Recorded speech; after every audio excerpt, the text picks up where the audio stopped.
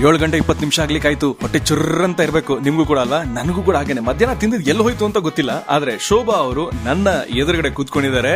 And congratulation Shobha ಅವರೇ. Pose and toast first of its kind. ಏನ್ ಹೇಳ್ತಾರೆ, should I tell eatery and also studio ಅಂತ ಹೇಳ್ಬೇಕಾ, ಅಥವಾ ಇದನ್ನ ಯಾವ ಡೆಫಿನೇಷನ್ ಕೊಡ್ಬೇಕಂತ? Its name itself says pose and toast. Basically, you pose along with a toast over there.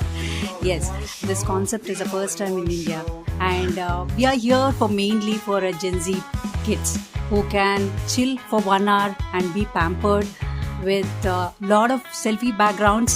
You can take pics, and we do have props, outfits where you can use all of them for your selfies, and it's a theme based background, or as right now Valentine time is right now Valentine theme, okay, and this will be changing depending on the seasons.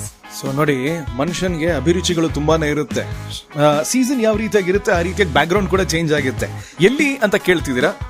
Pose and toast it is Basaveshwara ನಗರದಲ್ಲಿ ನಾವಿವಾಗ live ಆಗಿ ಮಾತಾಡ್ತಾ ಇದೀವಿ. ಶೋಭಾ ಅವ್ರ ಜೊತೆ ಇನ್ನಷ್ಟು ಮಾತುಕತೆ ನಡೆಯುತ್ತೆ. ಲೈಕ್ ಬ್ಯಾಕ್ ಗ್ರೌಂಡ್ಸ್ ಬಗ್ಗೆ ಹೇಳಿದ್ರು. ಸೊ 1 ಗಂಟೆಗಳ ಕಾಲ ನೀವು ಇಲ್ಲಿ ಪೋಸ್ ಅಂಡ್ ಟೋಸ್ಟ್ ಬಂದ್ರೆ how will they keep you occupied, ನೀವು ಹೇಗೆ ಎಂಗೇಜ್ ಆಗಿರ್ತೀರಾ ಅನ್ನೋದ್ರ ಬಗ್ಗೆ ಮಾತಾಡೋಣ. Stay tuned with 92.7 big FM full time pass ಮಾಡ್ತಾ ಇದ್ದೀರಾ.